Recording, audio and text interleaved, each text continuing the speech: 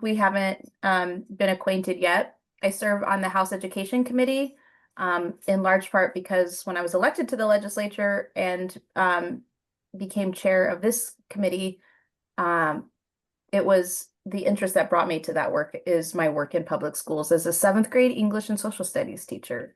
But now I work as instructional coach for inclusive practices in Evergreen Public Schools, which is a very unique and challenging job, but it is one that keeps me motivated to keep trying to find new ways to help kids have access to important learning environments, and in this case at FEPP, content. So that is my history of coming from the seventh grade classroom to chairing this committee and serving in the legislature.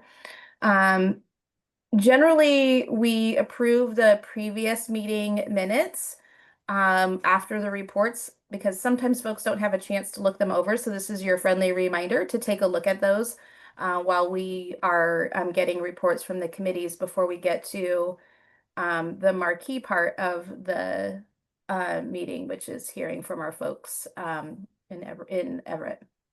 So we'll start with the executive director report. Tracy, you can start and then we'll go into the committees. Okay, just getting a thumbs up while I'm pulling up my PowerPoint from Colleen that we've captured everybody.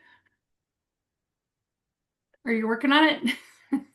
I think I'm more than halfway there. Okay, just making sure we're giving you a chance to catch up. Okay, well, you all know what these meetings are for.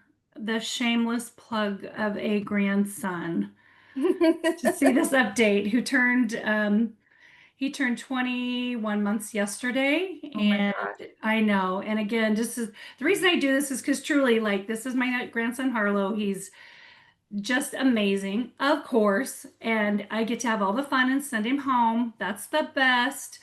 But this is why we are doing the work we do. And every step he gets a little closer, I realize like he will be in 3 short years into kindergarten and entering his K-12 experience. And this is a real-time reminder of why the work that we're doing is so important. So it's partially a shameless plug and partially a reason to remind us like we've got cute little faces on the other side of the work we're doing every day. We just don't always get to see them. So, and welcome everybody. Thank you for being here today. I know summer is in full swing, particularly for our teachers.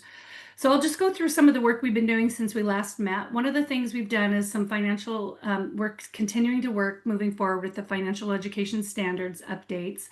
And we were able to, just maybe as a little bit of a recap for people that may have missed the last meeting in March, OSPI has asked us to expedite our place in line of standards adoptions. We were in group 2, we're now in group 1. So the timeline changed a bit, which has really put our work at, to just kind of be playing catch up. And so, which is fine. We've been able to meet the challenge. We've been putting things through internal feedback. They've had an external contract feedback group. All of that to say that using national standards as foundational standards, we had done this when we adopted in 2016. We took them all and leveled them out to individual grade levels. And then we've discovered from educators and other people that use them that high school, middle school and high school are really tough to have them grade leveled since there's often multiple students from multiple grades within the classroom. So where we have landed is going back and keeping somewhat banded for middle and high school, but now we're trying to unwind that K-5 standard. So that work group is happening tomorrow. We've got some educators coming to participate. We've had our fellows have their eyes on all of this throughout the process. And then we've got some internal OSPI staff that will be there assisting as well. So that's where we are on that. The date where the next steps will be, it'll go through a public comment process. That's where all of you will have an opportunity to participate. So keep an eye on any of our newsletter bulletins if you haven't signed up for those. I hope you will at fepp.org. That's where you're going to see some of these announcements. When we say these are open for public comment, we're ready for you to have a turn giving us some of that feedback. So that's what's happening. And then it'll go forward to Superintendent Reykdal to look at the formal adoption.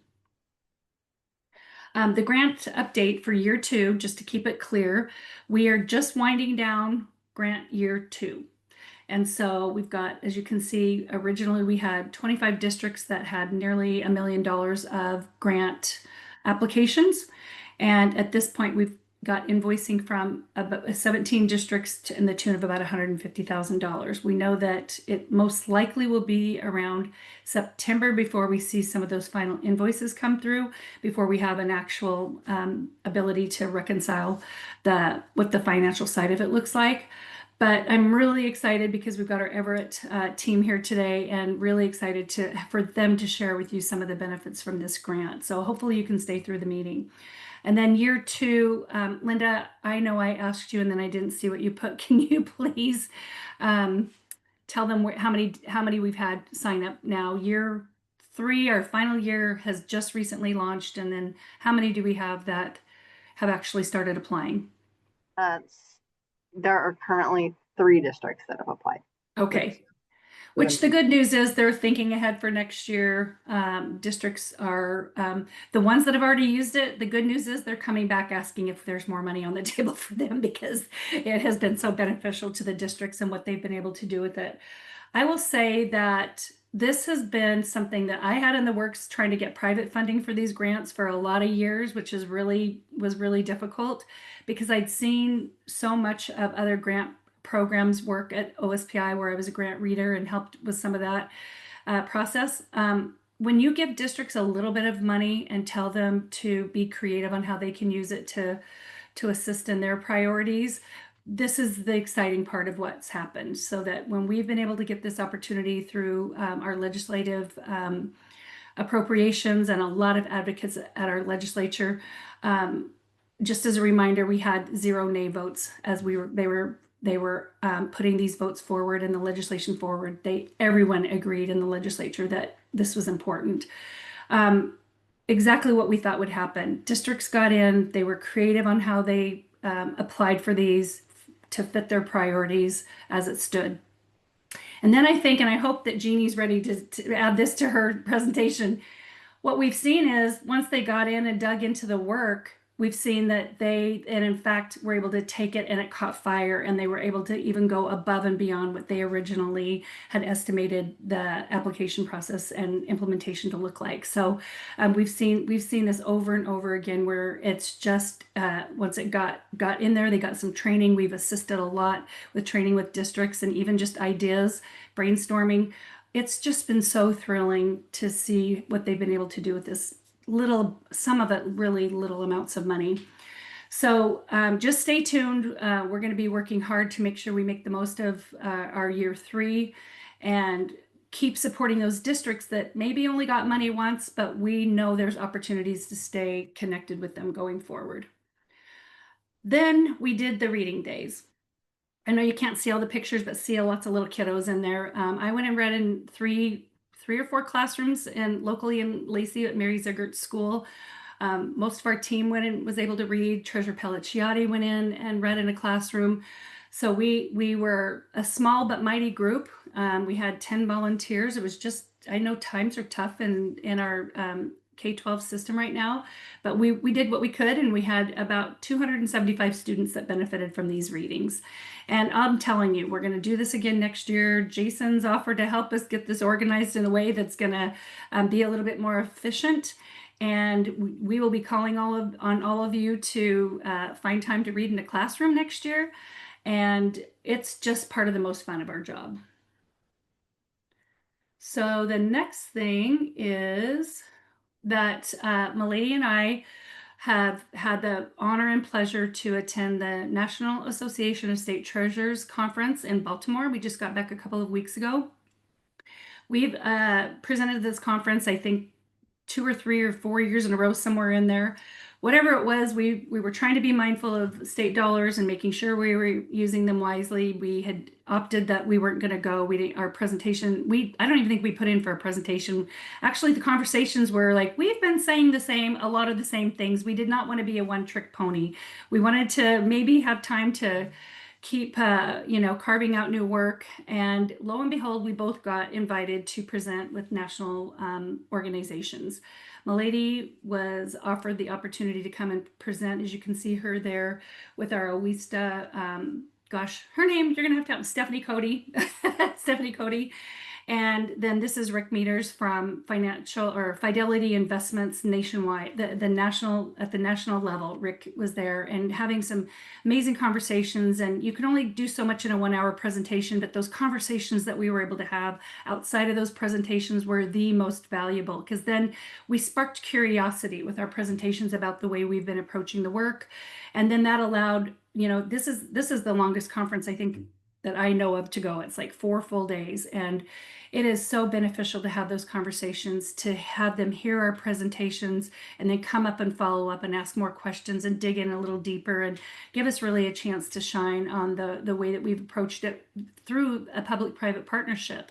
So that's all of you that are here today. And I'm just very proud of the work we're doing. We couldn't do it without all of you. And then the National Endowment for Financial Education asked me to come and be part of a panel presentation on the value of partnerships and how we approach the work from a partnership standpoint, how we're able to utilize our partners for expanding the mission that we all believe so passionately. So we were very, very proud to be there and representing. Just briefly, our team, and you'll hear a little bit later, has gone to the Everett School District and assisted in some professional development. They were there in March. They were back again in, I think, May. Yeah, May, Jeannie. Yeah, it's been a whirlwind.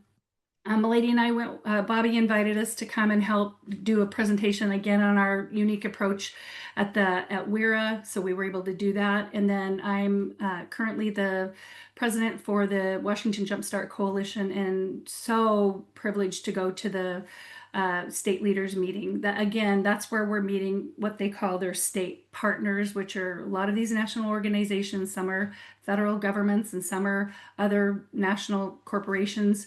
Having those conversations, listening to other state leaders on their approach to financial education. But a lot of the conversations are around where they're struggling with some of the mandates and how their implementation looks. So just a real great opportunity for us to really show what we're able to do.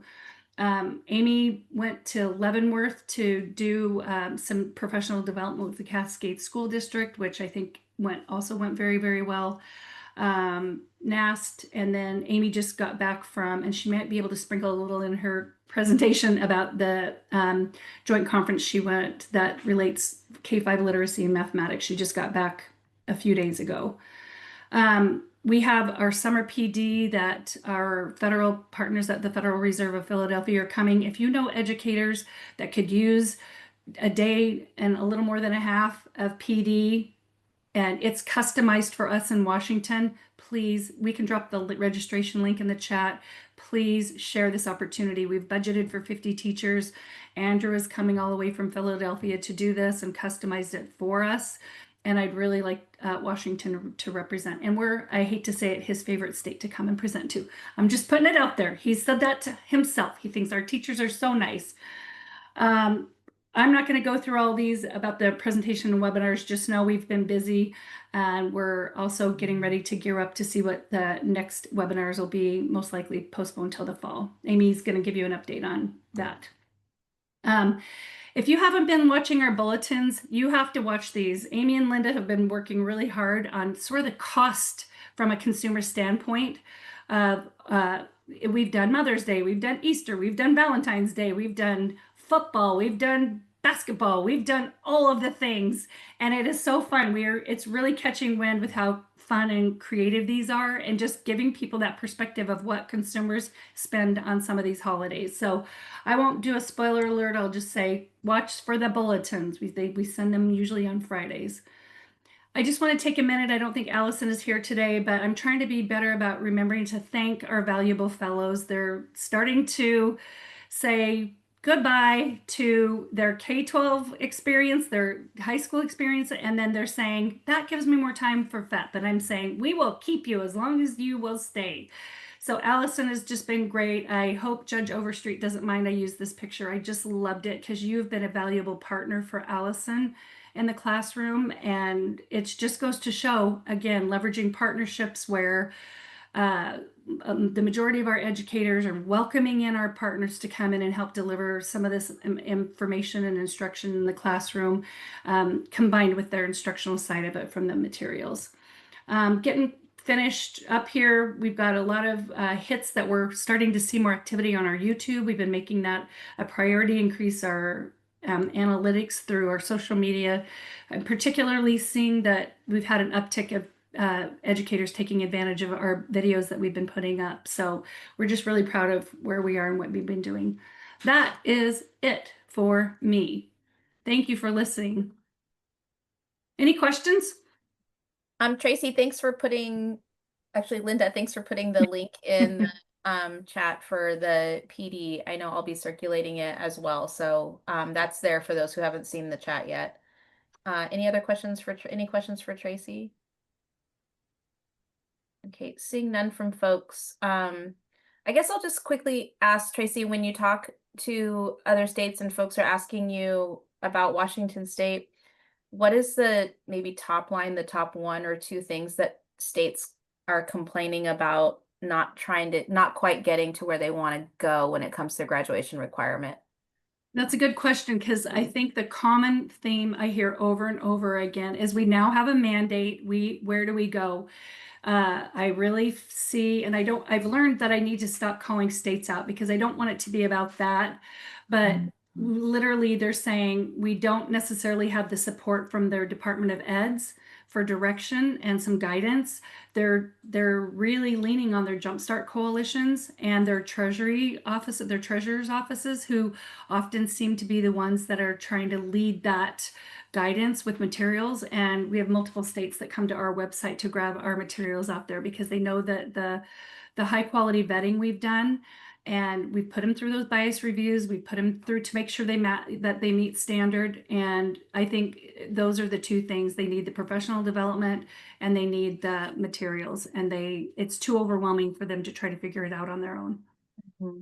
But I think in addition to that, a byproduct is we're sharing what we're doing, is the byproduct of that is they're learning from our equity lens, where we say, here's some other students to consider that may not be the ones that are the most obvious.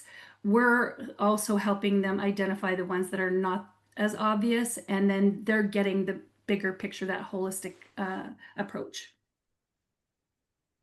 Thank you. It seems like we are I think what we've always known, because it helps the synergy of this group, is that having such a strong connection with OSPI and the work of that agency, in addition to the treasurer's office, has been kind of like the magical trifecta. And then the like magical pixie fairy dust is really that the work we do at FEPP is driven by, provided by, and informed by educators who are in the classroom. And so I think all of those things are important to remember when trying to figure out ways to deliver quality professional development. So, okay. In addition, I think we've also showed value how our approach is, where many of our partners, and I'm going to say for sure, I can just see Jason because you're in the middle of my screen, but they have just really entrusted us with our perspective and any feedback we have. And we're finding that more and more they're coming to us and saying, what can we do to improve it? And it's really, it's just almost an overwhelming, heartfelt understanding that they take our feedback and appreciate it. And it's win-win when then they take that feedback and they're making a better product, which gives us better materials. So it's just really seeing how this is evolved is just really, really sort of, we're getting into, like you said, the pixie dust. There's plenty to go around. Excellent, thank you. And I didn't see any other questions for Tracy while I was talking. So if that is it, we can move along to our committee report, starting with the Education Committee. Bobby? Yeah, thank you, Representative Stonier. It's my pleasure to be here today. Helen is doing a lot of stuff up at UW today, so I'm proud to be the co-chair and share today's information. We had our meeting on June the 24th, And some of the things that we discussed, Tracy's already gone over, but we have the Philadelphia Federal Reserve training coming up, and that is July 24th through the 25th in Tumwater. I think Linda shared the link to that. That's being hosted by the wonderful Dr. Andrew Hill. I'm getting ready to, very excited to meet up with him. And Tracy, I really hope you guys had some Scrapple when you were in Baltimore, because I'm guarantee you Dr. Hill and I will talk about that. We also have a fellows meeting coming up. My family's from Baltimore, just so y'all know. We also have our fellows meeting coming up on July the 23rd. And we're looking forward to that. We've been discussing some things that we want to put in place to support our fellows. We also had a guest. Keep going. Keep going. We also had our a presentation from Michael Dills, who was talking about how we can work with the Foundation for Financial Planning. He's a certified financial planner, and they're looking for some ways that they can we can kind of synergize some work that we're doing with FEPPP in supporting our educators and our program statewide. Some other news that we had was that one of our state fellows, Dottie Record, is the incoming president of Washington ACTI, which is our CTE state level organization. So congratulations to Dottie on that. And finally, one of the things that I am lucky enough to share and has a little bit to do with what we were just talking about, I'm going to put into the chat here. Every month we do research and readings where we look at some empirical research and see how we can apply that into the classroom or our own context. And this is a little bit, I think, light reading, and that's from FINRA, and that is an article about state financial mandates, which could be very timely if you want to know a little bit about why I'm very happy with the measured approach that we're taking in our own context here in Washington State. So with all that being said, I also have to shout out, I see good old Coach Ikeda out there. Good to see you, sir. That I haven't seen you in a long time, but that has nothing to do with you guys. That has to do from many years ago, and a wonderful football coach that I met here in Tacoma. That being said, if you guys have any questions, please let me know. And thank you so much, Representative Stonier. Thank you. I'm not seeing any other questions here. As a person whose pleasure reading is often in the professional development vein, I'm not sure, Bobby, given what you've been working on, that you are a good measure of what is light reading, but I'm sure it's still quite useful to other folks. Okay, let's move on to not seeing any other questions. Communications, Lynn or Tracy? Actually, Jason's here, and Jason is Okay. the one who led the meeting because Lynn forgot we moved it to 8 instead of 8:30 and showed up late. So I'll let Jason talk about it. Super, thanks, Jason. Lynn, you should know I scheduled a meeting and then didn't show up to it because I also forget that I put it on my calendar during the legislative session when everybody's time is really tight. So I have been there. Well, put me on the spot, why don't you, Lynn? My goodness, I have no notes prepared. Wow. Tracy, I'm going to have to rely on you to help me out with this one, but I believe we spent most of our time discussing not so much social media this time, as much as a general approach to thinking about where we thought our messaging was going to be most impactful, what we wanted to share with whom, really. It was back to basics, I guess is really what I'm trying to say.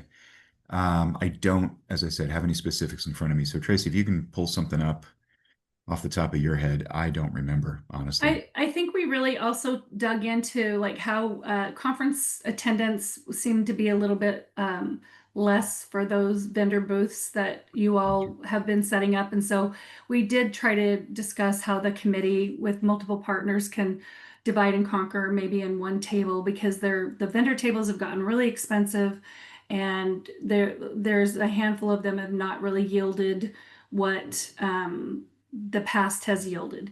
Yeah, that's So where I came in. And I know that Jackie and I had talked about it. We were towards the back of the room at WACD, and I think in those 2 days we had a grand total of maybe 10 people visit our tables. So it just was not worth it for us to go again this coming year. Although I have found great value in the FAFSA conferences. Those have been a totally different story. So we'll be doing that one this year. I'm happy to see that FBLA was a good conference for folks.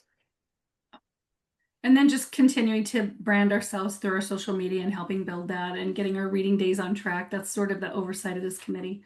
That's it. That's largely it, Jason. There you go. Great. Thanks for throwing me under the bus and saving me from being under the bus. Didn't all mean at to the throw you same under the time. bus. I just know that like threw myself under the bus by not being there. It's all good. No, I wish I had my Well, notes.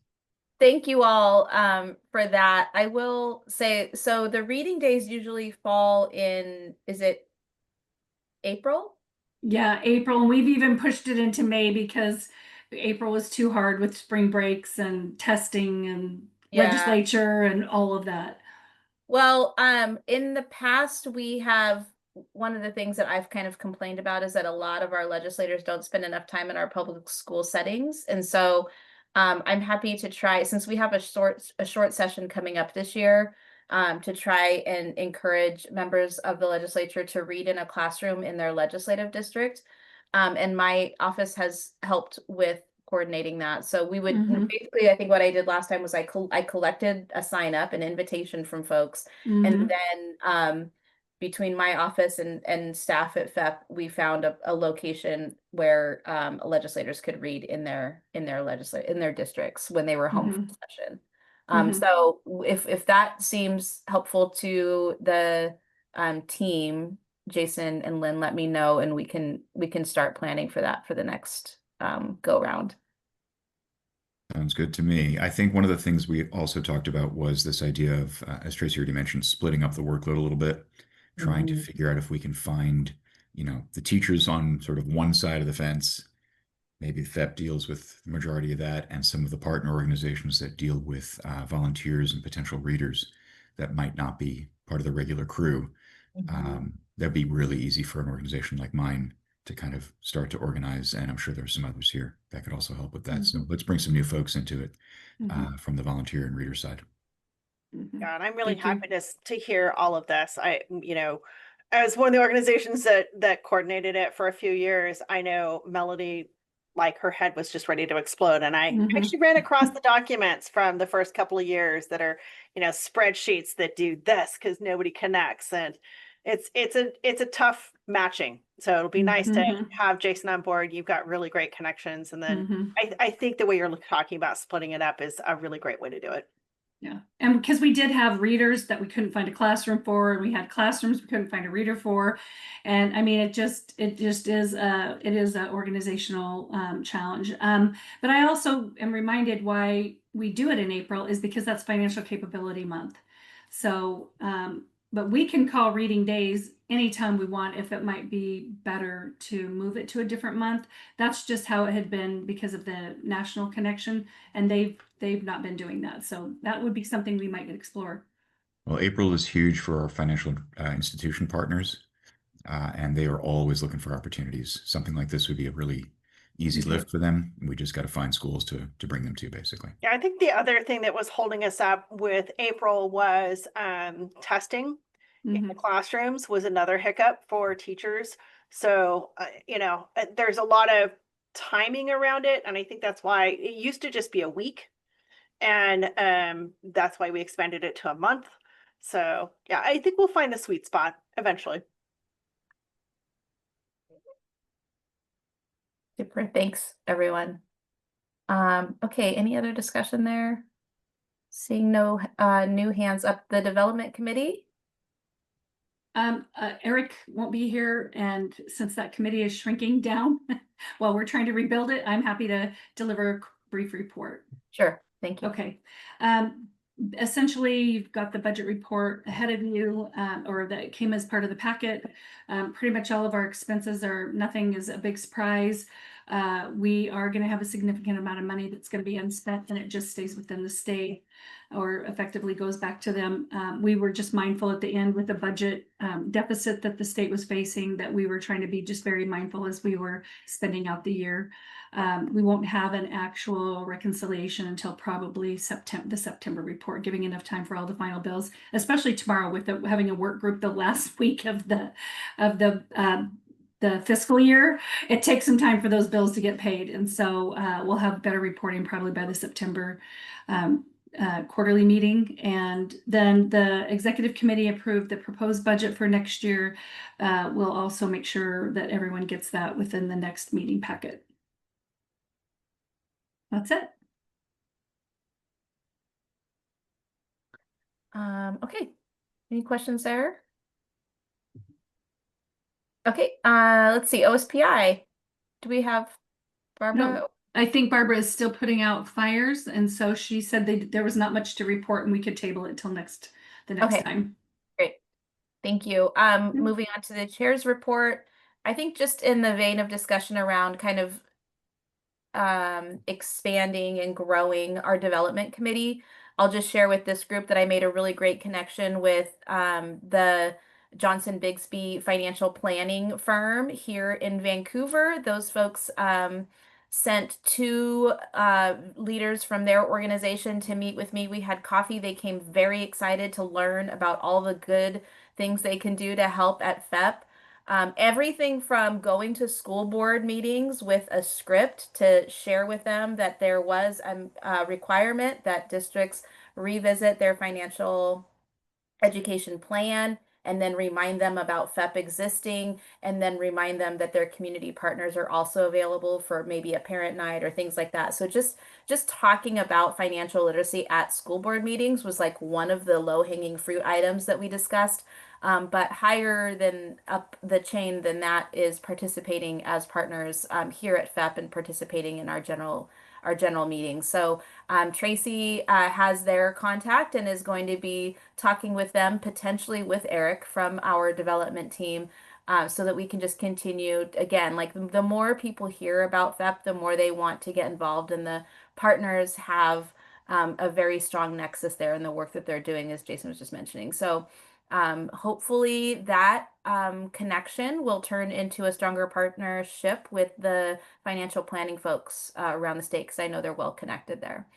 And other than that, I would say just from, the legislative report, trying to remember the last time this meeting occurred was during the legislative session. So you all haven't heard from me, I guess, in a while. One of the outcomes just related to FEPP that I think we're taking away from the legislative session is that there is bipartisan interest and motivation to continue talking about financial literacy as a graduation requirement. What we don't have in Olympia is the understanding that you all have, that we have the infrastructure already in place at FEPP. I know that a lot of our members in the House and the Senate are a bit unaware of what FEPP does. And when Tracy and my lady and the rest of the team are out at conferences talking about what Washington State does in this space, I think they are shocked at the partnerships and the bipartisan support from the legislature that we have here, which is really kind of I think the impetus for the support that we could have should we pass the bill. And instead, legislators are a little concerned about what other states are experiencing. Are we going to pass a mandate without the infrastructure to support and make it happen? And so that has created kind of a tension in trying to decide like how people are going to vote for this. So our effort, and one that I'm committed to, is a couple of outreach exercises with members of the House and the Senate to make sure folks really understand what we do at FEPP and that the infrastructure is already in place and we're doing the work already. And so my hope is that we will make progress on that. And that's one of the reasons why I brought up using those reading days again as a way to engage legislators in knowing a little bit more about what FEPP does. Other than that, I don't have much else to report related to FEPP. I could give a bunch of other reports that are irrelevant, but I won't do that here. Okay, any questions or discussion points there? Okay. Moving on to new business. Oh no, I will turn it over to Tracy to introduce our, actually, let's see if there's a motion to approve the minutes from the last time, so I don't forget that before we get to the end of the meeting today.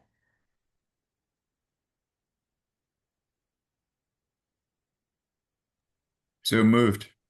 Thank you, Jason. A second? Second. Thank you so much. And for those who would like to vote in support of approving the minutes, just wave at me if you're on screen or say aye.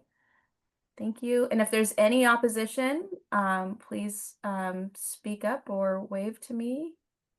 Seeing none, our minutes are approved from last meeting. Thank you, Tracy. That is done. I'm getting so much better at not forgetting to do to do the actual business that we have to vote on here. Okay, I will turn it over to you, Tracy, to handle our marquee presentation here today. Thank you so much. I'm so excited to have the Everett School District represented today. And Kelly, I apologize I didn't have you on the agenda. I threw that on as soon as I emailed Jeannie about coming and never looked back. But they have been a team. Callie is here, Jeannie is here.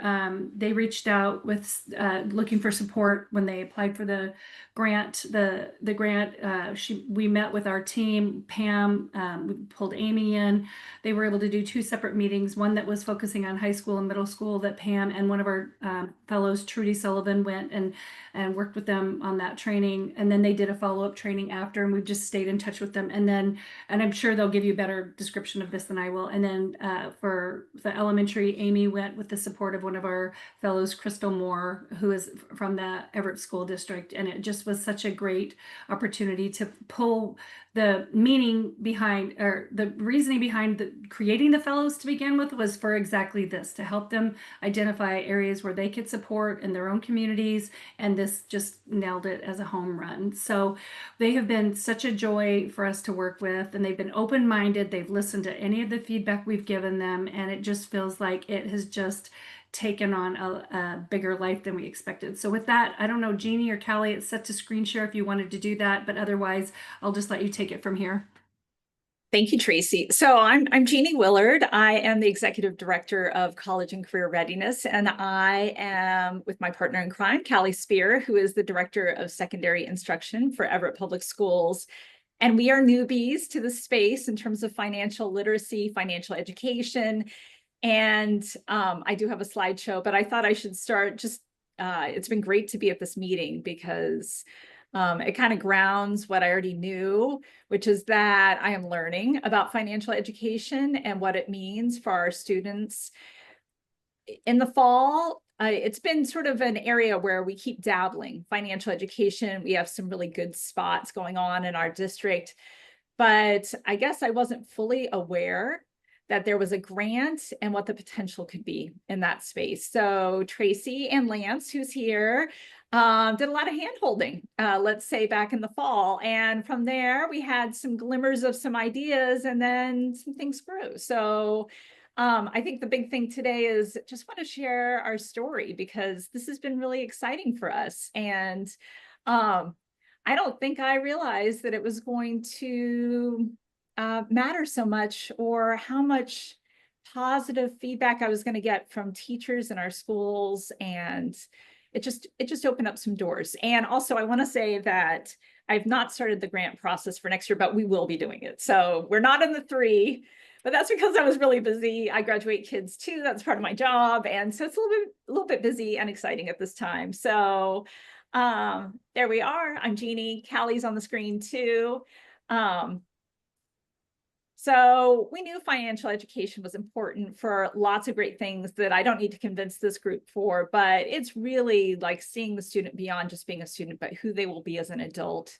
It's all about equity. We always are talking about what the real world is, this pretend real world that we set kids up for, but there is a real world, and being financially literate, having some basics is going to be a key piece of that.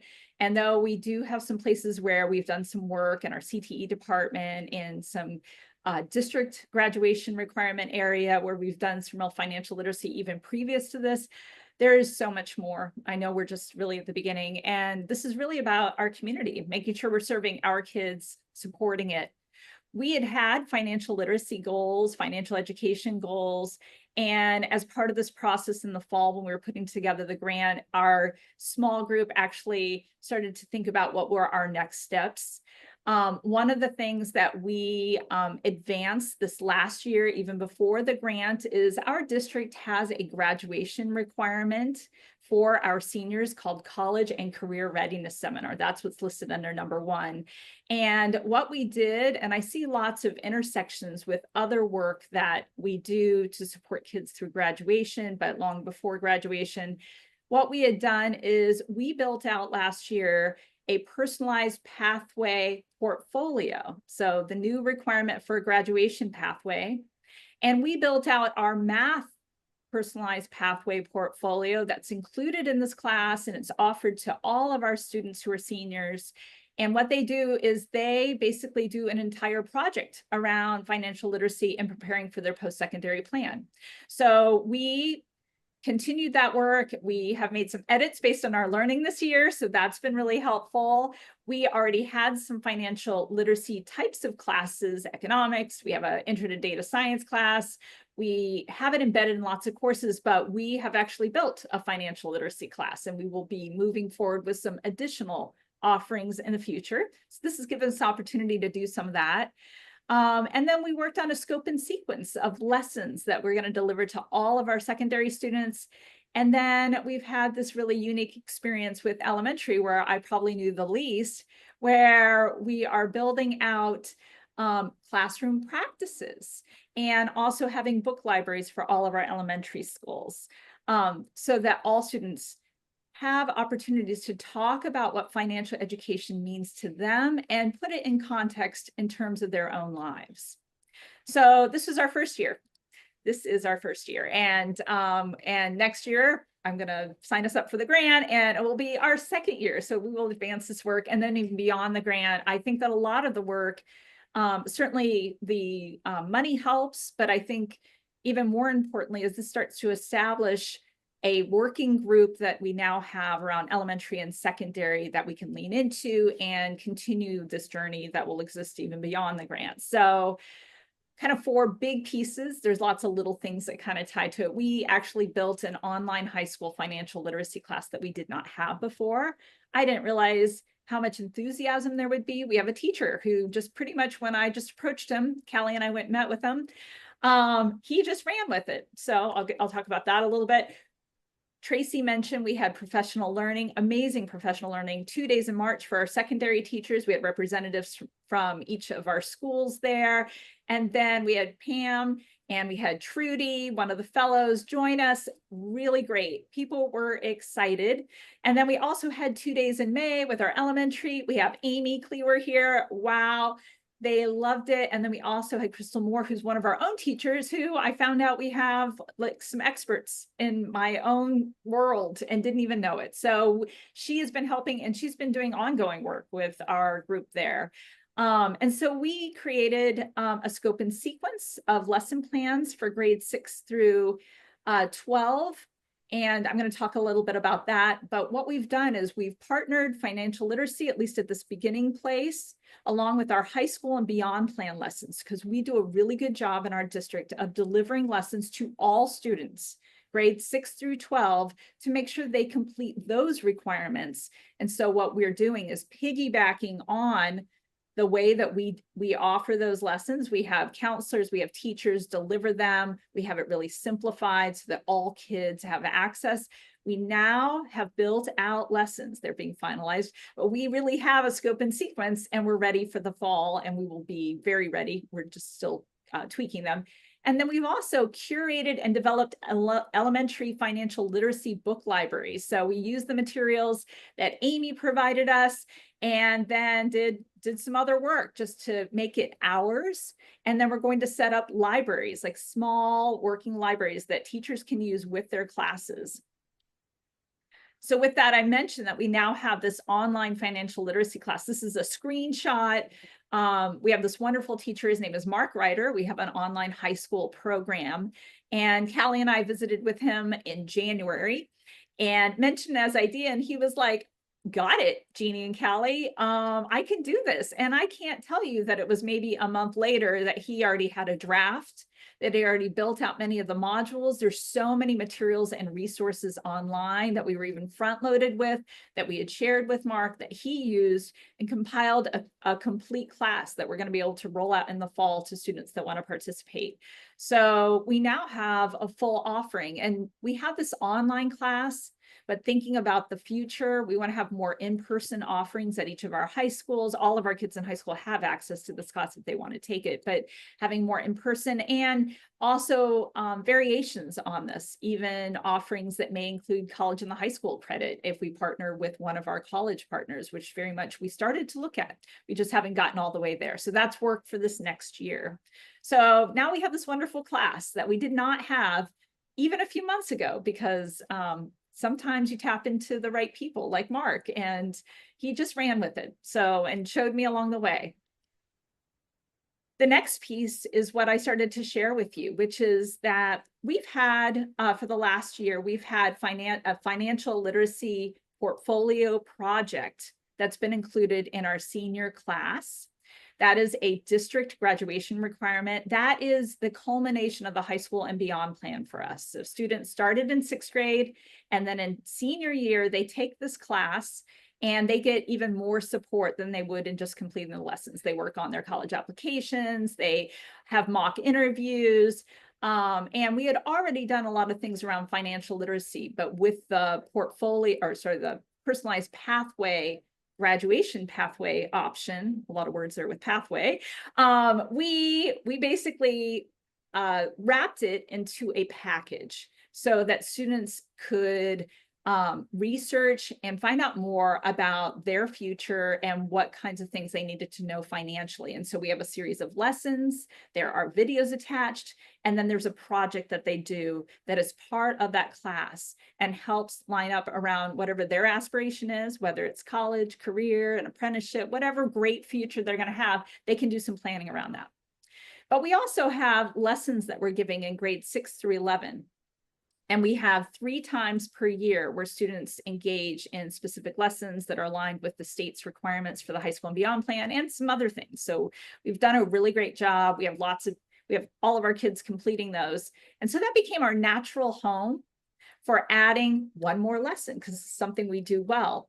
And so from our learnings with Pam and Trudy, when they joined us, what we did is we created or started the creation of lessons that would go alongside. So what you see on the screen here is a screenshot. We have a 1-pager with lots of links that just sort of simplifies what our high school and beyond plan looks like. There's 3 lessons, 1, 2, 3 for grades 9, 10, 11, and there's one that's not on the screen for 6, 7, and 8.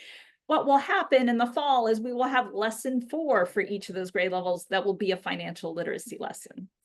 So we had 2 days of professional learning that was with Pam and Trudy. They shared 5 different topics, which really aligned to the standards. And I know we're working on which standards are we focused on. Really grounded, lots of activities. Every teacher was involved. They really got a sense of what each of those topics meant. There was a big focus on why financial literacy is important. And really, we were exposed to so many different resources. And what that meant is our group started to work and to do some thinking about what that would mean. And I presented them with this idea that I'm sharing with you around having the high school and beyond plan be our platform, essentially, because we already deliver that to all students, so that we could deliver this financial literacy lesson at each grade level to all students, not some that are in a class, not some, but all. So by adding to it, we have a method of actually delivering it. So in that group, we took the ideas that Pam and Trudy had shared. And what you see on the screen here is this looked a lot neater when Pam gave it to me. I can tell you that. It did not have highlighting. It did not have bolding. It did not have all of that. But what she had done after the training is she shared back with us many of the tools, the resources that they had shared during the day, and then some, because there's many that we couldn't even touch on because there were too many. And then from the group that we were working with, we divided up, we split into small groups, and each group focused on a particular topic: decision-making, budgets, risk, so forth, right? Went through all of those and went through those lessons. And then they made some choices about what kind of lesson we could more easily deliver without having a lot of papers. Like, we can't plan lessons if every single classroom has to have a printed handout, because that's too much. And plus, then they would be calling me and going, Jeannie, can we have those printed? And I'd be like, oh my gosh, I can't print all those and have them to you. So we had to package essentially some of our learning in a way where we didn't need to do a lot of front loading, a lot of building for it, so it could be a standalone. So we took the materials that Pam gave us. This is an example of it, the brainstorm sheet, and we started to mark it up. And then we started to mark which grade we were going to put it on. And you can see some of the names like the Aaron, the Monica. We had teammates who took the lead on basically pulling the materials together. And then we've been working in a smaller group, even past those two professional learning days, to actually we've met like 5 times to work on the lessons and then to standardize them across the group so that kids can have the same experience and that they look similar to our high school and beyond plan lessons. And so we actually have developed lessons. They're being tidied up right now, made a little neater, just some cleanup pieces. But here we have our personal decision-making needs versus wants. This was a great lesson that we actually learned from Pam. And then just a few screenshots of what that looks like. And really what you're seeing here are what our lessons in high school and beyond plan lessons look like, to the same style, format. And what's been great about that is we build them so that they are largely student facing, so that any teacher, any counselor could walk in and deliver this lesson within a 25 to 55, depends on how they organize their day. They could walk in, know what the tasks are, what are the goals of the lesson, what do they need to do to show us that they completed the lesson. We actually have built out a way so that we collect information that every kid has completed it. So we track that, we send that data out, but I don't spend time in this presentation sharing that. And then walking through like a real life scenario, something fun and connected to their grade level.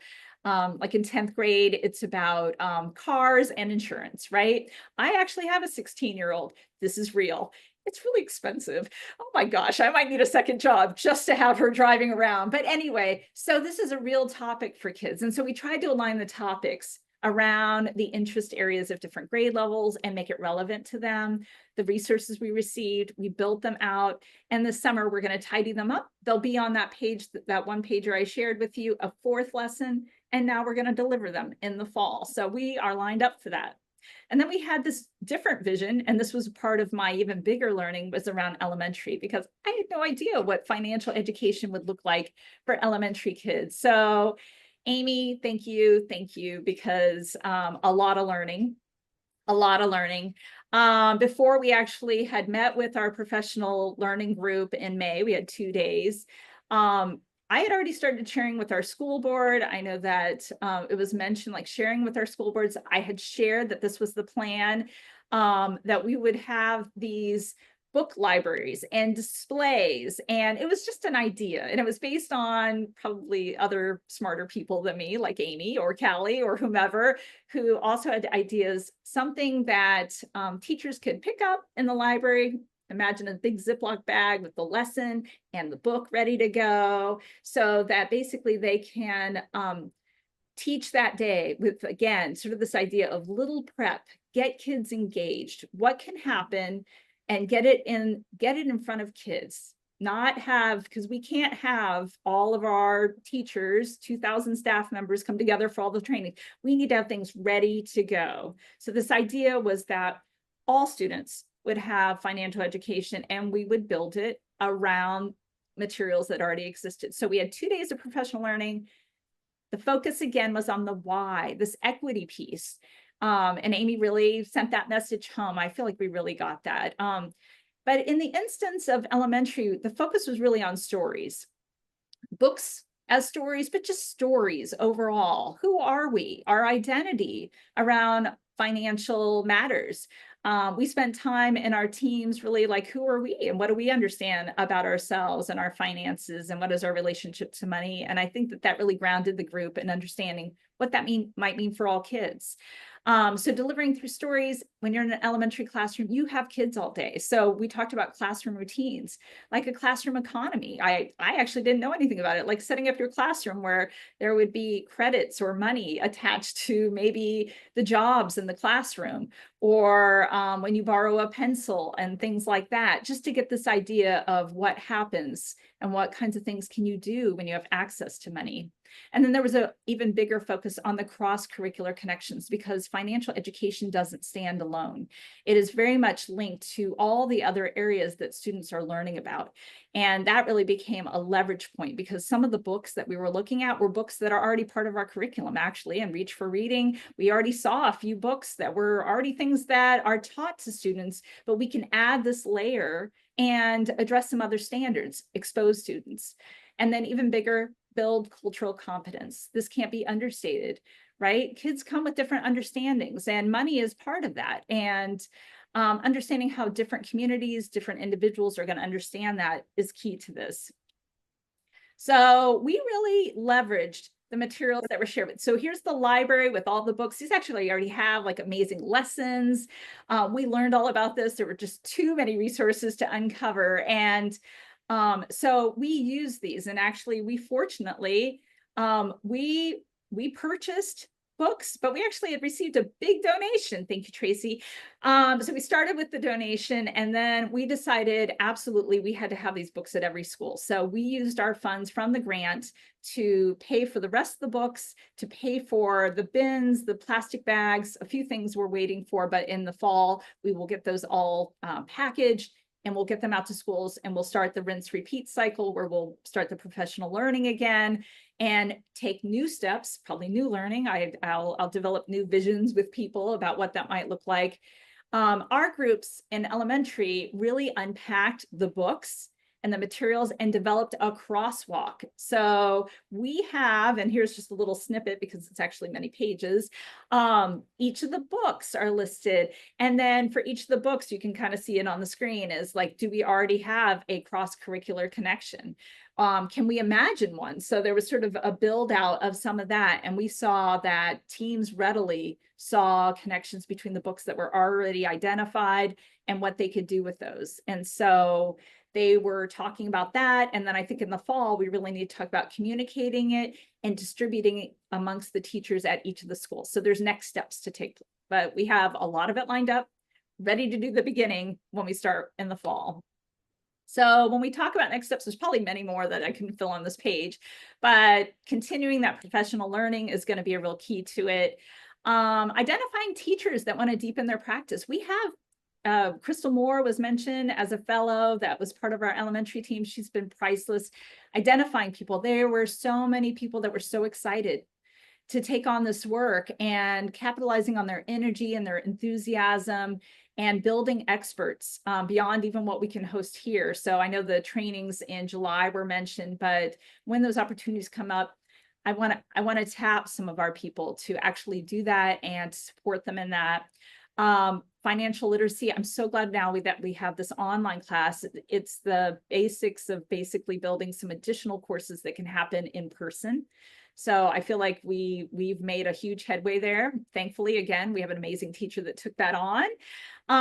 We'll finalize this summer's those secondary lessons that go along with the high school and beyond plan. And then I think there'll be room to grow what we do that. And as we know, there's a universal high school and beyond plan platform that's going to be rolled out. So all this will kind of come together. It's good. It's good timing to kind of build a big system for this. And then we will assemble those elementary book libraries, and we're going to build out additional elementary practices. I can always use feedback on that. And so that it's just part of the work that we do alongside our teachers at elementary. There's a lot of possibilities there.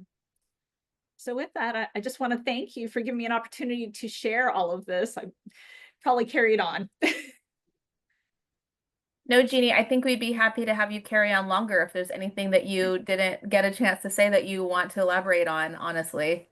This was a really great opportunity. I really did not even know what was going to happen. I think I was dabbling a little bit. I had some interest in some areas that we had started and probably didn't really know where we were going to go necessarily. And now it kind of has a life of its own.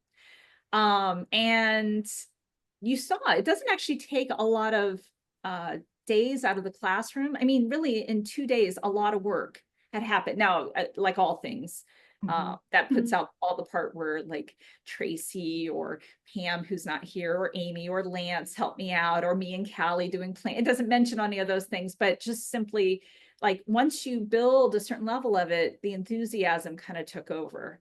I think that what I heard from every single teacher is they've been waiting for something like this, that they really felt like it was an important piece that was missing.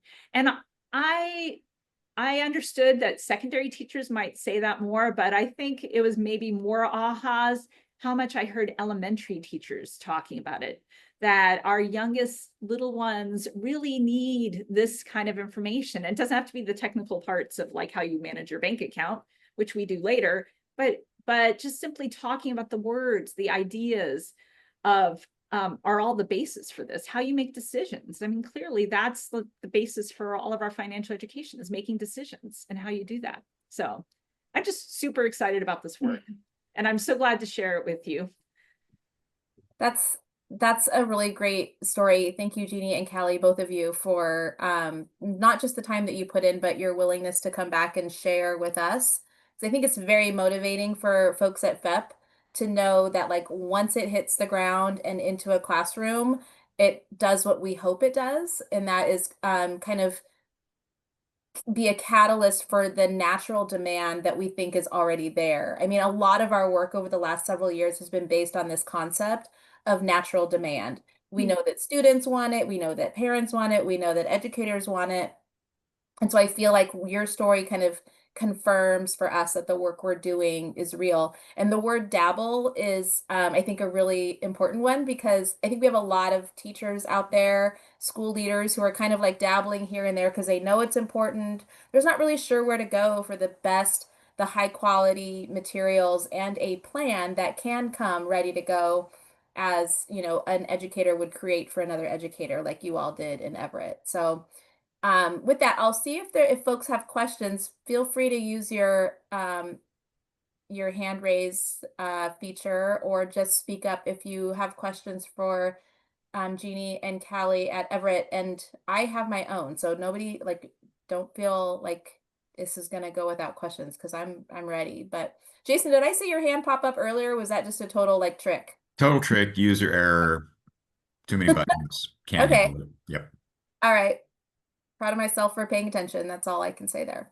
So the first thing I'll just say is like, as you're talking with teachers, and I'm just kind of imagining all the buzz that's going around, if you remember to, I hope that you and anyone else at FEP will capture educator and most importantly, student quotes, if you can, about what they're learning, about what's important in this work, about what they wish they had more of, because we can certainly use that in a number of ways to help broaden our reach and show that natural demand that you were kind of talking about, which leads me to my second thing, and we'll get to Judge Overstreet, which is that students very rarely, or at least not nearly as often as I think it should happen, get asked about what they're learning and why they think it's important, and or asked for their own feedback about like what they want to learn more about. So as you're talking to your building and district leaders about this,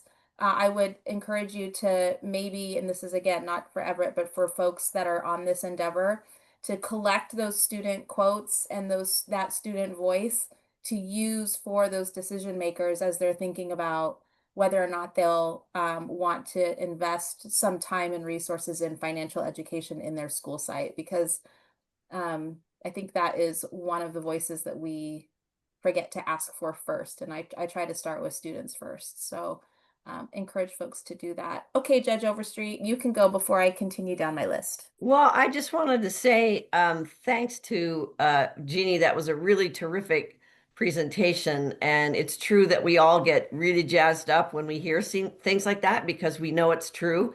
The one question I have maybe is for somebody else, but I thought at our last education committee meeting, someone mentioned that support for the college and beyond plan is being terminated or reduced. And so I am concerned about everything I just heard. If they're building their plan based on that, what is the status of that?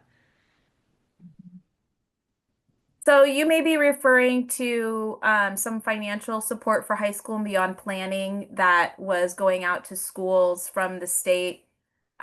This leads me to, I guess I can kind of, when I'm thinking about the legislative report, this is one I can tell you. When it came to what we did in education funding, you might hear some members of the legislature talk about, you know, monumental investments in education, which I refuse to put in any of my newsletters because I just don't think it's true.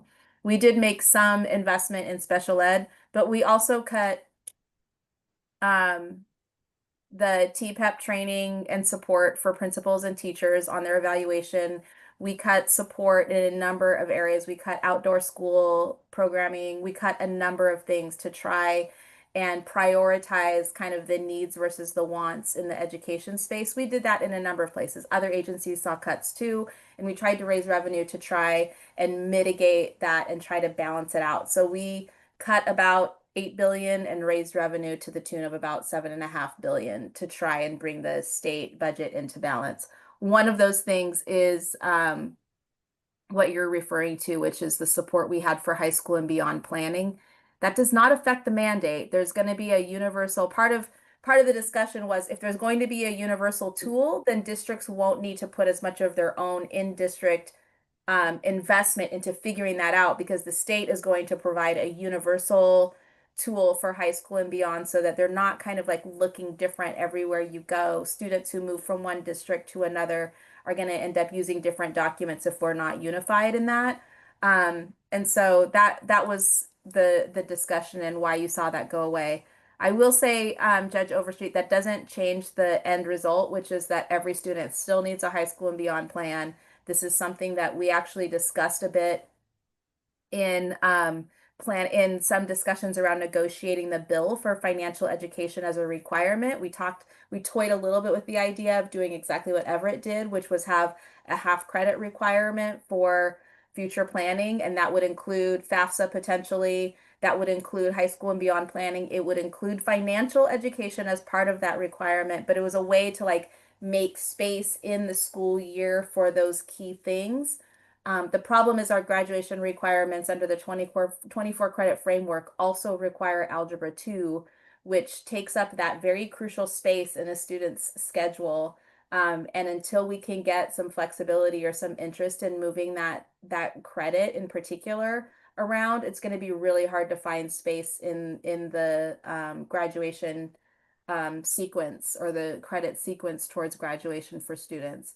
That's way in the weeds as an answer, but I saw some nodding from folks that Well, but don't you think that now, I mean, you just listen, we just listened to a program that sounds awesome. yeah. So the question is, how do you export that from Everett, to other schools who are losing that support for that plan? But here it is. It's packaged maybe and at some point ready to go to other districts. So the question is, how do we export it in an effective way for those districts that won't have the resources to do whatever it just did? I guess that's the issue I'm raising then.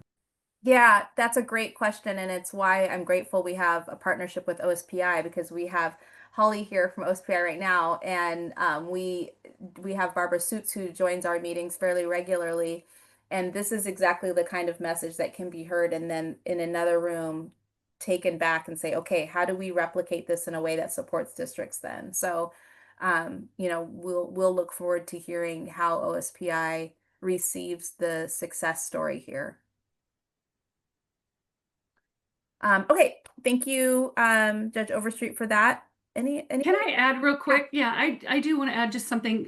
Jeannie, I haven't told you this, but I've talked to Amy about this, and we're planning on using some of these districts that have just kind of gone above and beyond the original intention, and we're putting together case studies so that we have something a little more tangible to hand off to legislators that's outside of like data and statistics in our reporting. So we're doing that. Julie's here with Auburn School District. We all know how great they've been able to do that on that K-12 stage. And then the Leavenworth training for Cascade School District also is going to be one that shows how small districts were able to make some small changes that have big results. And so we're going to be putting that together to share out, and just so that you can be examples of what we think is options before this happens to be a requirement. And even if it does become a requirement, the implementation date is typically going to be maybe 6 or 7 years down the road. So we want to keep doing things we can.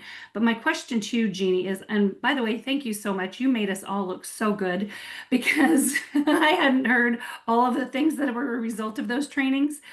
So I'm hearing a lot of this for the first time, and I'm so proud that you trusted us and meeting after meeting, and you just turned it over to us, and just it was really like that leap of faith.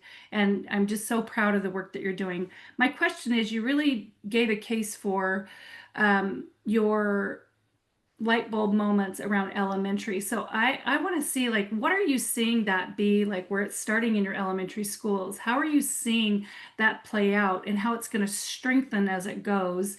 Because those likely elementary students now will be the recipients of potentially a graduation requirement when they're in high school. So how do you see this strengthening with the work that you're doing? Well, first of all, we're not going to have to start with the basics because kids will know it, even words or ideas about financial education because maybe they've been part of a classroom economy. I don't want to say that all classrooms, but we definitely had, I think everybody walked away ready to start some practices. We will see classrooms, maybe not all, starting to use those like walk away, teach for a day, aligned books with lesson plans. And what we're going to see is that we're going to have changing needs about what we deliver in secondary. And there's going to be increased need for different kinds of courses.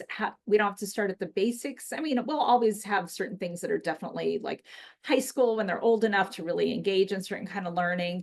But I think kids are going to come in with a lot more knowledge and foundation around these ideas that they did not have before. This is not an area that, with very few exceptions, maybe our fellow like Crystal Moore, maybe there's a few others, but there are not very many that are doing any of those pieces. So those practices are going to change like kids' understanding of what their identity is around financial education or who they are.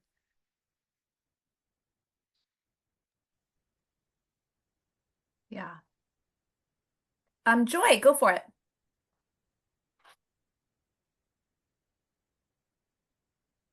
Oh, I thought I saw Joy's hand up, but maybe she was trying to push the. Did I see your hand No, up? Oh, good. but this is this is awesome. I really appreciate all the work they've done. It's awesome, and I'd like to learn more about what you're doing. Thank you.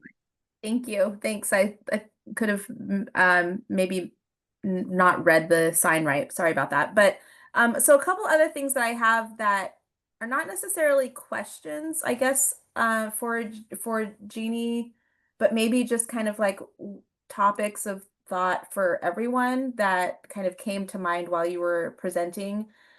Just, I would say, I'm thinking about the different ways of advocacy, and this is, maybe poignant in particular for our development committee, and communications committee, probably. I'm thinking about how every year I'm invited to the Evergreen Foundation dinner and auction, and I'm invited to the Vancouver Public Schools luncheon and auction. And all our districts, a lot of our districts have these foundations that raise money from the community, largely attended by the community partners with money, whether those are the businesses, whether those are financial institutions, other nonprofits. There are a number of partners that show up at these foundation fundraisers for districts. And it seems that if you have a story like Everett's, it may, or Auburn and Leavenworth and a number of other districts, it may be an idea to present a match opportunity where if you can, tell the story of financial literacy expanding in the district, what kids are learning, how teachers are getting trained, how teachers are finding value in that support, and that you have a community partner, perhaps from the development team, that's going to donate the financial literacy library if we can raise from the room, this kind of another resource or another part of the program.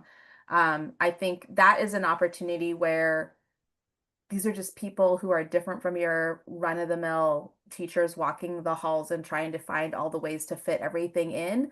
It's just a different room in the community where we might be able to leverage not only awareness about FEPP and financial literacy expansion, but ways to kind of leverage partnerships at the local level too. So that's one thought I had. And then another is another form of advocacy. The Washington Superintendents Association exists, and most districts, big and small, have superintendents who are members. It's a group that's been kind of slim for a while without very little participation. But now there's a new director or president or whatever, I don't know what the title is, who's a very engaged superintendent from here in Vancouver who's taking up that position and intends to be very involved. You also have the School Directors Association, WASDA, and you have the Principals Association. So we're all in school districts with principals, superintendents, and school board directors who are members of these organizations who have a direct line to advocating for policy. So sharing your story around financial literacy with them and asking for an opportunity to share with them so that they can take it to their legislative director or their legislative advocacy group. I have regular meetings as a legislator with these folks, and I would love to kind of hear something happening here in this Zoom meeting show up in a meeting that I have in Olympia when folks are advocating for the passage of a bill that would provide even more resources for districts across the state. So just know that there's that kind of through line too between where you work and where bills are passed and budgets are passed. Some folks may not know that that exists. And then the thing that I'm most interested in sharing from this presentation is just you were talking a little bit about the cross-curricular nature of financial education, how it touches so many of the other standards. One that I continue to talk about because I think it is so incredibly important right now is the work that Tracy and the team did to cross-reference the FEPP standards with our social emotional learning standards. If you just think about how much emotional stress and anxiety and I would say increased instances and reports of abuse and violence in the homes comes from financial instability. It's not a surprise to anyone that there is a strong correlation with financial health and awareness having a positive impact on social emotional stability. So I just raise that as another example in case folks weren't thinking about that in the kind of standards that might have been cross-referenced. So anyways, that is all of my rambling for folks in case anybody else has questions for our fabulous presenters. I used marquee presentation for a reason. And then Amy's next on the agenda anyway, so I'm sure she'll have more to share about the crosswalks. Bobby? Thank you. I'm going to be really fast. I just wanted to reiterate what you said, Representative Stonier. As a classroom teacher, those opportunities to talk to the policymakers, the school boards, and the superintendents. Sometimes those of us in the classroom, our agency is limited, and just, we're in the classroom every day, we're doing our work. And so what you just shared was outstanding. I would really like for that to be exposed to more school districts as how do we can actually make this happen. And I understand there are many different things that districts are responsible for, many different standards and programs, but those of us that are passionate about it, serve as fellows, and are here today would really like for that outreach from that other perspective would be extremely helpful. So thank you for saying that, Representative Stonier. I just wanted to say I agree 100%. Please get that message out because it's happening on certain ends, but in other places, the sharing that you can do about real world implementation would be very helpful for our classroom. So thank you. Yeah, super. I think those connections are sometimes hard to see when you're busy at school. But even just showing up at a school board meeting to say, hey, this is what I experienced, and this is what I hope more people will get a chance to experience. And it came from FEPP, and you should look them up. Would be great. So, okay. I'm not seeing any other. Tracy, should I turn it back over to you, or should we just skip straight to Amy? You can go straight to Amy. All right, Amy, she's a it's your part of the show now. Oh dear, now we're in trouble. No, I'm kidding. Buddy, so nice to see everyone. Um, so first I just wanted to piggyback or add on, as we would have said in my classroom, to what Representative Sonia was talking about with social emotional learning. I think it really does dovetail into the work that we started with Auburn and continued with Everett. And just we have looked at some of those crosswalks and overlap there. But one thing that was just really wonderful to see and experience, just as a part of FEPP, was the validation in that framework, in that lens of looking through it and just being able to, with educators in a room, see them making those connections and reinforcing that all financial education is social and emotional, especially for our youngest learners. And so that part has been just like really awesome. And I'm going to talk about validation kind of a lot when we look at the last experiences that we had, because it has been so fantastic to really see the fruition of a couple different projects for me personally. But first, I just also want to shout out to Auburn again, as the first district that really let us get in with elementary and provided that opportunity to dig in with the literacy and the library. And I learned so much from that experience. And then we were able to come in with Everett. And just a huge thank you to Jeannie and Callie for your openness, for your willingness to let us spend time establishing the why with those K-5 educators, and really, like it was said before, just trusting us to give this unique kind of point of view, this lens that we view elementary K-5 education through. And again, the validation and having that received and hearing folks making connections to their own children and to their classrooms, both in Leavenworth and Everett in the last couple months, has been one of the best parts. And again, it's really informing my work as well. So we were looking at those cross section between financial education and social emotional learning, that unique cross section as well between like literacy and math that this financial education library really presents. And then being able to see how educators ran with it. And, Pam and Trudy had gone first with high school, and there was a lot of interest. And I was just back here keeping my fingers crossed we would have that same amount of interest in elementary. And it was so thrilling to hear that this cohort kind of naturally came together. And then, I mean, it's inspiring my work to see how they are making it sustainable, because we have all been in the classroom and we know that if it is not sustainable, as great as the idea is, it's so easy to let it kind of just become another folder on the desk. And so that part was really, really exciting.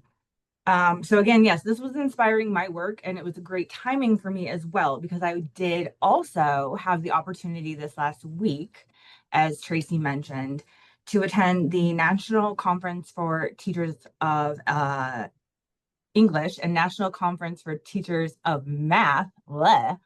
They do a joint K-5 conference every year. And this is my second year being able to attend.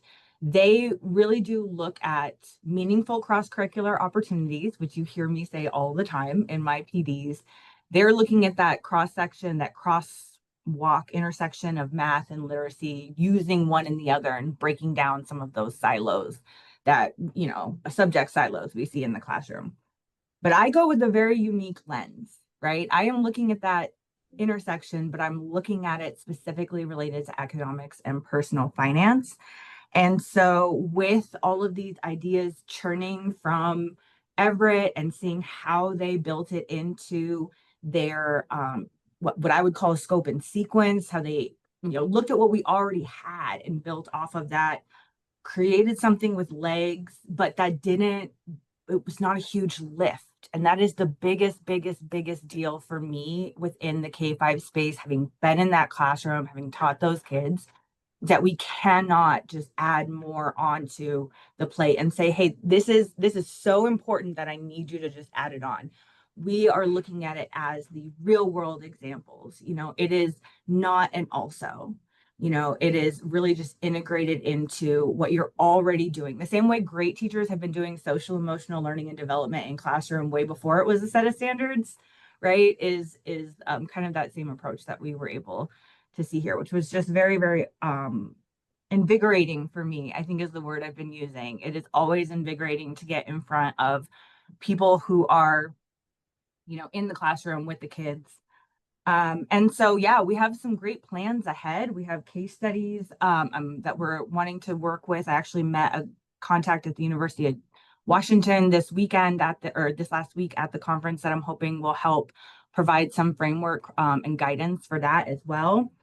And I have swung and missed twice as far as presenting at this joint K-5 conference, because I got to tell you, they are just knocking at the door. So many of them mention it. They touch on this personal finance. They're so close. And I actually had one person ask me, like, why aren't you presenting? Swung and missed. But what I think I'm missing, which was brought up earlier, is student voice and teacher voice. And so I'm really hoping to collaborate with Crystal Moore, who's that FEPPP fellow, kind of leading the charge in Everett, and demonstrating not only how financial education can be an easy lift in K-5 through literacy, but also how this public-private partnership and these mentor educator networks can really work as well, which is, of course, more Tracy's side of things. But that being said, does anyone have any questions about either of those things before I sort of jump into a little bit of professional development? And I got a little activity for you guys since we've been on here for a while, so make you do some thinking. We were in Chicago. It rained. Why do I have so many misconceptions about Chicago? Right on the water. Why don't I think of it like that? And the thunder was shaking the window. I do wonder, Amy, I was just looking up the NCTE and the NMTE. I'm familiar with NCTE because that was the one I went to all the time, but I was going to look up those conferences to see when they are, and when you're applying, you should maybe reach out to me, because if I co-present with you, it may pick up some attention from those organizations to have a legislator who chairs FEPP with you. So if that is something that you would be willing to do, I would absolutely love to do that. I mean, even if it was like just I made a video that you could use in your presentation so that you can use my office as my title as a way to like get them to pay attention. Okay, let's talk about that offline. It's a partnership. Yeah, I mean, like this is not the greatest job all the time, and if the one thing it does is get attention to good things, then I will just do that forever. Okay, good. Well, we'll talk about that Thank later, you. Yes. I'll leave you to continue then. All right. Okay, so like I said, let's get a little bit of an activity going that will lead us into talking about our spring professional development, which really focused on some, personal finance in the real world, and kind of piggybacking a little bit off of what Tracy had shown earlier with our consumer corners. I'm giving y'all a preview. We are actually really close to the 4th of July. We're like, it's the weekend after next, which is crazy. So just curious here, go ahead and use the chat if you are safely able to. What percentage of Americans do you guys, sorry, that's poor teacher talk, but what percentage of Americans do you think are planning to grill on our Independence Day, this July 4th sort of tradition? Those of you who have answered are trending higher. As you can see with our patterns here, we got lower to higher. So I've got C's and D's almost exclusively. Very nice. Let's see if this is going to work. Correct answer is C, 68%. And we are using the barbecue index for this source. It is a company does just a barbecue, almost like the consumer price index, but just for a cookout every year. Now they are assuming 10 adults. Everyone's eating the same amount of food. I don't know who these people are, but this is the assumption. And the menu is set. So we're doing burgers, hot dogs, chicken sandwiches, chips, ice cream, soda, and an adult beverage for everybody. The 7% difference is hanging out at someone else. Very, very nice. Okay, I got another one. So what is the total cost of the barbecue index This year in 2025, they kind of, like I said, they use sort of a consumer price index style collection to come up with a total number. And we're still trending low, like later, D's, 1C. Okay, now this is obviously a national average, so it's going to vary a lot depending on where you are and, sales tax, which we'll talk about in a little bit. But it actually is at $103 is our national average. This is the first time ever it's been over $100 though. So in that context, you can see the impact of inflation as well. All right, last question. Which of the following items from our cookout had the highest price increase from last year's barbecue index? And a lot has happened since last July 4th. These are unsettled economic times. And so, we finally got some higher letters here, A's and B's. We have soda, ground beef, buns, or tomatoes. All right. And this is probably the one we have the most range. It is actually tomatoes. Wow. 16% price increase since last year. The second was chicken. So one thing that is kind of interesting about the barbecue price index is that when you kind of look at the ingredients and break down the ingredients of the ingredients, most of what we use in a typical United States cookout is provided by our domestic, by our domestic supply chain, which is one of the reasons why the costs have not astronomically soared as we see across some of the other, holidays or trends, as far as consumers and consumer spending goes. Did you figure it out? No. Is she still out there? Yeah. Go ahead. All right. So Keep yes, going. Milady plant. I have 9 tomato plants in my garden this year. That was not on purpose. But when somebody offers you starters in a parking lot plant sale, you say yes. And so we ended up with 9. And so I want to talk a little bit about professional development and the spring professional development that we just that we wrapped up last month. And you see here sort of our menu of what we offered this season. We went away from having sort of a theme that carried through every session and instead just really looked at what was generating interest, what people had asked for follow-ups from in previous sessions as well. And as you can see, the first one was financial education in the news, which is kind of what we're just doing, taking just everyday life, maybe it's pop culture, maybe it's a news story, and really looking at it through a financial education lens and, breaking out of the old balancing the checkbook or a budget kind of lesson and really just looking at the kind of, grocery store math that is the financial education we're using a lot of. Some highlights, we had 168 unique participants coming across 6 sessions, which was about 28 people per session. Attendance rate was good. It was over 60%, and that would be the people who sign up and then actually show up. So if, 60%, that's good. If I'm only losing 40% attrition from signups, I'm, within, I'd like it to be better, but I'm happy with that. And then as far as scores go, we averaged 4.69 out of 5. So consistently, our evaluations are high and people are pleased with the topics and the content we're delivering. I'm going to do my best with animations here, and hopefully this all works. So I just want to show you a couple glimpses of what we did in some of these PDs. And then on the left-hand side of each of these screens, you'll kind of see how many people attended, if there's any blue ribbons.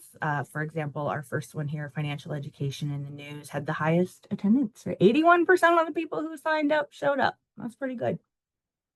So this session, which I think we're hoping to repeat, maybe each season, we ended up talking about color psychology and the color of the year, which is Mocha Mousse from Pantone.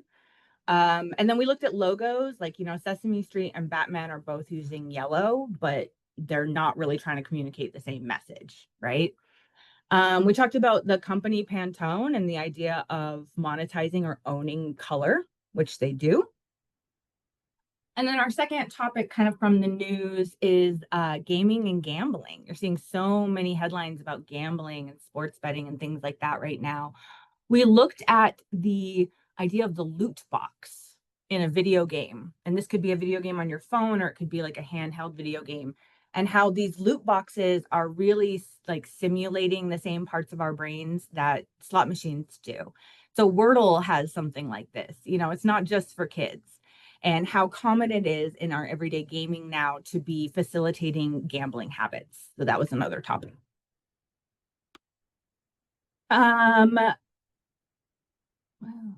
Okay, so our next session was talking about Washington's unique tax system with our very own Bobby as my co-host, comes in and talks about how Washington is so unique.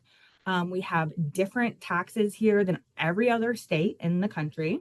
And then we really looked about how would you apply that to a classroom. So from here, you can see this is a slide that we would use to look at and compare. You know, we don't have a state income tax here in Washington, but if I had two jobs, one in Washington and one in Idaho, you know, how much is it really costing me if I am, you know, moving to a different state to work compared to, you know, with income tax? And then again, animations. We also talked about sales tax. We had a sales tax slide on there, and we looked at the impact of sales tax, which is, we have one of the highest sales taxes in the country, the third highest here in Washington. So if you add sales tax into the mix, you know, does that sales tax you're paying on everything offset that personal state income tax that you would be paying if you were working in another state? So kind of just looking at taxes in a different way that can kind of influence where you might want to live or work. And then just here we have some of the amazing quotes that we got from our participants. I am always so validated when someone says it's one of the most informative seminars that they've attended, because teachers have to go to a lot of these things. Our next one was also about federal taxes, or about taxes, session 3, co-hosted by our very own Milady Garcia. This was our highest rated of all of our spring sessions. We looked at federal taxes, so your FICO paycheck, payroll taxes, and then your federal income taxes. And we provided resources for looking for practicing both of those in the classroom. And Milady shared some information about our students who are already working and who those students are and why this information is so beneficial to them. We also, like I said, filled in some blanks, some stuff that I wish I had learned, really basic info about federal taxes to try to make it easy for teachers who were especially new to the profession to bring this in without feeling like they needed to be an expert. And I was really excited about the feedback on this one. Someone said there were a few topics that they had not understood all my life. With clarity, I understand FICA, what it stands for and what it's about. Those are really the kind of comments where we say, hey, this topic doesn't only benefit your students, it benefits you. Like, your self-efficacy will raise. We will feel more confident as adults. So that was great. We next did 2 sessions on Washington's housing crisis, and that was by popular demand. This slide from the first session, we really went over a lot of the data and the sort of supply and demand, cause and effect issues that led us to this issue. So it was more of a data heavy, really wanting to just share that none of this happened in a vacuum, and there was no one decision that anyone made to get us here or to individually get to a point where they couldn't afford housing. And then Milady was also my co-host for this one, and she took us through a fantastic sort of myth-busting activity to reevaluate who the average person experiencing homelessness is in Washington. While we see a visible maybe face of homelessness, we know by the data that we are seeing younger people experiencing homelessness, families experiencing homelessness. And so to really just keep that in context, as this is an issue that's directly impacting our schools, our sites, and our community. We also, Milady took us through a great lesson on receiving from government programs that demonstrates like the responsible way or the like intention behind some of these social safety nets. and how they can benefit people to launch them into more economic success later. And Milady, please correct me if I'm saying anything wrong. You should be chiming in, darling. And then we had fantastic feedback again on this this webinar. We were seeing a lot of attendance from folks just outside of the normal classroom educators as well. So again, just spreading the word about FEPPP and who we are, and that we do present quality professional development for everybody. The next one was our most highly attended. We did social, emotional, see the cell connection there, social, emotional, and financial skills for living together. So having established that housing is extremely expensive, not only here in Washington, but across the country, we're going to look at a lot of people and students in shared housing. So what are the skills you need to be successful with that? We talked about things like building an emergency fund, which can, is a social and emotional skill, but also provides that breathing room, both financially and mentally for you, to help develop a sense of security in a time where you may feel that housing insecurity. And then I had another slide again, animations, sorry. But again, we had 37 participants for this. It was a fantastic group. I feel like it was just a really well received topic. And again, thank you to Milady for co-hosting half of these spring sessions with me and bringing so much to the table. Our last session was called Scam or Smart Business, a critical thinking challenge. And what I did was I took some scandals that were happening on social media platforms, the YouTubers, the things the kids watch. And we looked at whether they were scams or smart/unethical business moves. And we were co-hosted with Nathan Speaker, I hope I'm saying that name right, from Washington Department of Financial Institutions. And he was kind of, giving his expertise on what a scam is, what can you report and what can be done when we're looking at scams and frauds. So the first one we looked at was, as you can see, it was a YouTube scandal regarding the Honey shopping browser download. Short story. It's about, influencer marketing, basically. Short story, PayPal owns this browser extension, and they were snagging commissions that were supposed to be going to any of these YouTubers or affiliates. If you buy something from their site, they get a little slice. Well, if you use this Honey thing, then PayPal was snagging that little slice and nobody knew it. And it's a big deal if you have parasocial relationships with YouTubers and care that you're spending money to support them, which a lot of younger generations do. And then we had to look at meme coins because those are everywhere now. So we went ahead and took a look at the Hawk token disaster. My background's in public relations, and I've never seen anything quite like this before. So we just looked at, cryptocurrency in general. This girl who experienced viral fame and then, skyrocketed and then absolutely crashed to the ground and cost people hundreds of thousands of dollars and was under federal investigation by the SEC. And then looking at whether or not meme coins are a scam, which unfortunately we cannot call them that because of, the fact that legislation, and as often happens, legislation can't keep up with technology, right? And the SEC has said that these are not considered, I'm sorry, my brain is not working right now. If I had the whole thing in front of me, I'd know the terminology. But short story, it was a lot of discussion within the group that it is really up to the consumer to be aware of what they are doing, whether they're kids or not, unfortunately.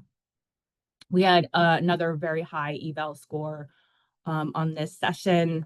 And again, people think this is a format they would love to see come back again with different stories that are more relevant. So, and just taking a little peek at growth over time. The first time I did a PD for FEP, a webinar PD for FEP, it was June of 2023, and I was absolutely thrilled that 10 people showed up. Absolutely thrilled. I think that might have been one of my higher attendances. That's I'm very proud 2 years and almost 2 years later, full years later, to say at our last session in May for the Scammer Smart Business, we had 37 attendees. Like you said, we're averaging just about 30. I will take 300% growth over 2 years. I feel like that just shows we are demonstrating consistent quality professional development. And then you can kind of see over time, we're learning some things too. Fall and winter is tough. Some of the lower attending ones, we do great with K-5 in person. It is sometimes a struggle to get K-5 educators to a financial education PD online. So there's a lot of things to learn. One thing I am trying to do is collect the same data from here on out, which is, when I'm just starting, I'm looking at some pieces of data, and now I'm going back and trying to make sure we have consistent information across the last 2 years so we can really see where we are improving. Moving forward, we're going to keep putting a lot of time and energy into the planning as far as the topics and making sure that they're real world relevant things that our kids and teachers are responding to.